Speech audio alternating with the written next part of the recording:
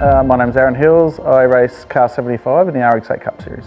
So what got me into motorsport was my auntie used to take me to Liverpool Speedway, and I used to stand on the fence and watch guys like Barry Graham, Brian Callahan and guys like that.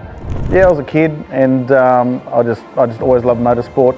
We also grew up water skiing on the Hawkesbury, so all my brothers and cousins and friends used to do the bridge to bridge, so I was always motivated to want to get and actually go water ski racing, but I actually didn't get into that, thank God. Years later, I went out to Amaroo Park in Sydney, and I saw Peter Brock's VL Commodore that he won Bathurst in on a trailer, and I was just besotted with the thing, and I thought, how do I get on the other side of the fence? Massive crowds back in those days, it was like an amphitheatre, and couldn't help but get caught up. I'd been looking at, we'd done a lot of other motorsport, and I was at that point I was actually racing a NASCAR and stock car series. We only did like I think 3 or 4 rounds. We went to Sydney and Wakefield Park, driving a NASCAR, and it was a proper cup car from America. It was amazing, 750 horsepower. The way I would describe that is I used to say that the car literally abuses you as a driver. And it was getting very expensive. I was looking around, we'd done production cars. I didn't want to go front wheel drive because we'd done that.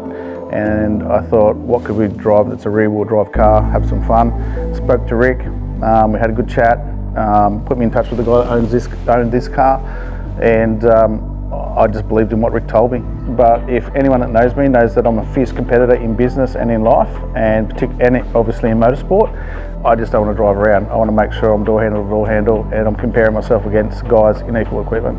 So that's what attracted me to RX8. I thought, well, I said to Rick, and Rick will repeat my words, I said, I'll do this if I don't get beaten by money. And it's proven, my results this year, that I haven't been beaten by money, because we've not spent any money on this car to make it go faster, just kept it running. I have zero surprise costs in this car. Tyres are $900 odd a set. Entry fees are fixed around $1,200 or are $1,200. I think you can do a season on 25 to 30 grand as long as you don't rip too much stuff up, and that's including travel, etc. It does surprise me. Anyone that knows rotaries think they're unreliable. I remember the first practice session I went out on this thing at Sydney Motorsport Park, and I thought I was revving it hard enough, and then I was watching everyone else gear change later, and I said to Maisie Place, how do I drive these things? She goes, you just rev the ring out of them. And I thought, oh, that's not going to make them last, but literally the poor thing just cops a flogging, and absolutely reliable.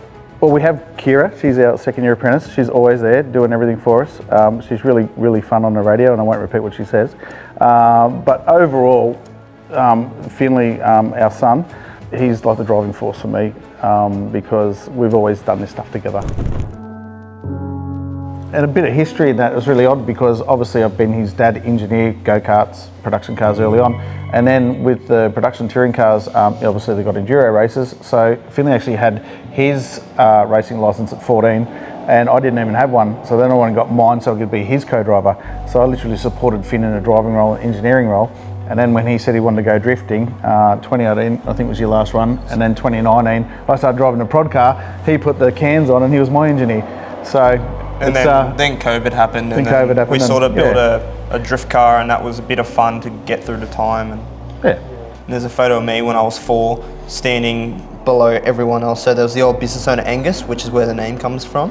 And then there's mum and dad, and then my sister, and then I am at the front, just so small, and I was 4. So since that day, I've had full involvement here, and I used to sit out on the benches eating lollies and just watching Dad pull patrol gearboxes out and all sorts of stuff. I put my leave in year 7 and they wouldn't accept it through year 8 to year 9 until they said, okay, we want you gone now. So yeah, I was always going to be a mechanic. It didn't matter how, it was just going to happen. You started at 15. Communication is key in any relationship. One of the highlights was rocking up at my first round this year at Phillip Island.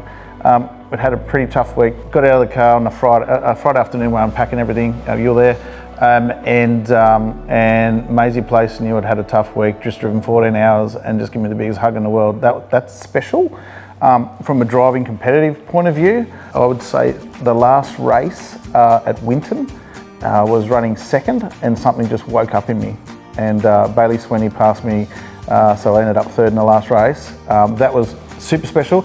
But finishing second at the last round after a horrible incident, we had to rebuild the car, fix everything, get it back out on the track, drove from 14th to 4th, and then finished the final second. There was a few people coming to our pit, Tom was one of them, and I had tears in my eyes. It just meant a lot. I could have jumped onto the start-finish line when I saw it. I was just so happy, man, because it's like it was good. Everything we do, we put 100% in, just like anyone else in motorsport, I'm sure. But it just means a lot when you do it for the right reasons and you're not throwing money at anything. You just do it for the love of the sport and the passion. So the go-karter came back in me, and off I went. And Bailey and I had a really good couple laps there together, and it was just, I went, okay, so it's there.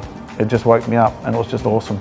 When you're in any one-make series, where it's go-karts, billy karts, or RX-8s, which is what we love about it, I haven't even driven one, and I already feel that having all that effort go into getting a good position and working each race to get further and further and get stripped away, and you're like, man, I just worked so hard to get there, so I'm just going to have to work a bit harder. It's just that extra 1%er that gets you forward, I feel. Your mentality in your head and what you're seeing through the red mist, because you can just go crazy and crash and everyone to get to the front, but that's not how we do things. So. From a business point of view, as you'll see, spend some time here. We're a multi-award-winning business here in Penrith. We're finalists again this year in the Business Awards, and that's just the competitive way we do things. You know, our business is growing. We'll be, may not be the largest independent workshop in Penrith, but certainly the best. People ask me all the time, what's different about your business? I said our business will be better in 6 months' time. And I did an interview down at Winton. RX8 Cups is it for us. We've done a lot of stuff. We've been there, done it. I just don't want to do anything else. We just love doing it. The cars look good, they're fast, they're fun. I said to Rick recently, if you did anything to these cars, I think you'd stuff them up. Miss a gear, lose 3 spots, or 5, depends how quick you can get it back into gear. And I just think that's the stuff that gets me going. If anyone needs a hand, just give us a call. Come see us at the track, we'll help them out. Thanks, mate. Thanks guys.